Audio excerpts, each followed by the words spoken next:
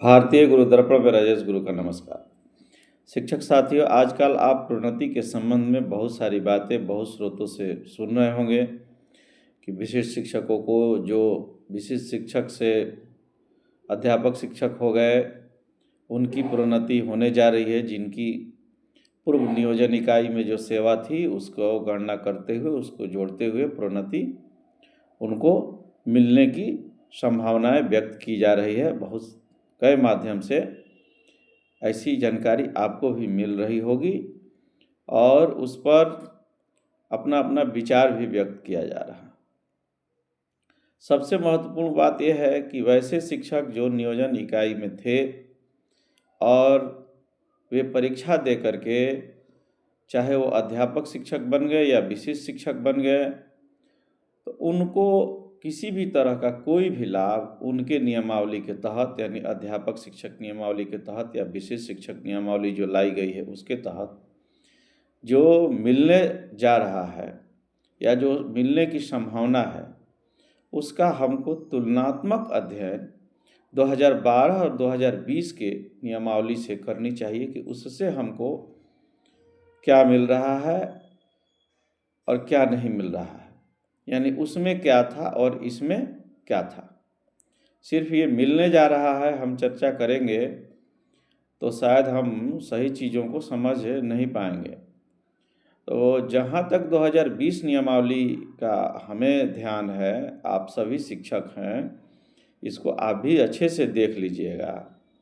तो 2020 नियमावली में जो हमारे 1 to 5 के टीचर हैं, जो 6 to 8 के टीचर हैं और 9-10 के जो टीचर हैं और 11-12 के जो टीचर हैं, तो 1 to 5 के जो टीचर हैं उनके प्रोन्नति के संबंध में नियमावली 2020 में ये कही गई है कि उनको स्नातक स्केल में प्रोन्नति दी जाएगी और वो अपने ही ग्रेड में बने रहेंगे। लेकिन विशिष्ट जब वे परीक्षा दे करके बन गए हैं तो उनको जो 6 to 8 के शिक्षक बनाने की बात विशिष्ट शिक्षक नियमावली में कही गई है।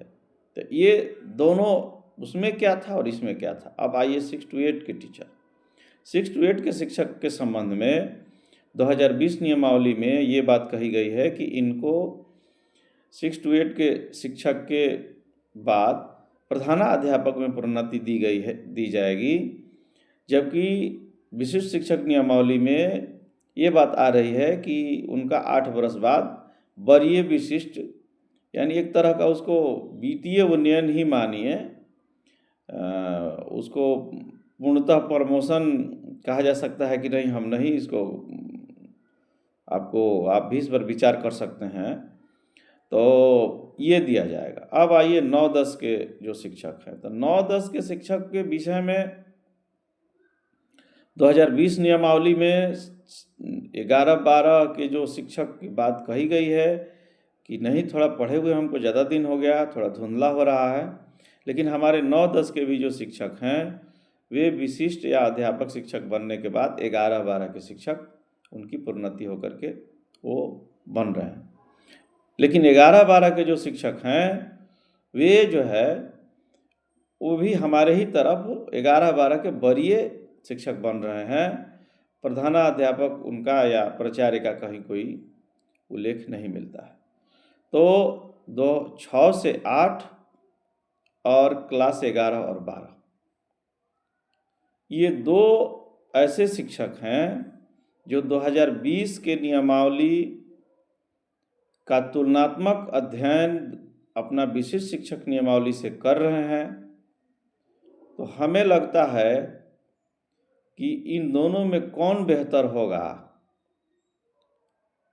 ये हमारे लिए भी सोचने की विषय है और ये आपके लिए भी सोचने की विषय है।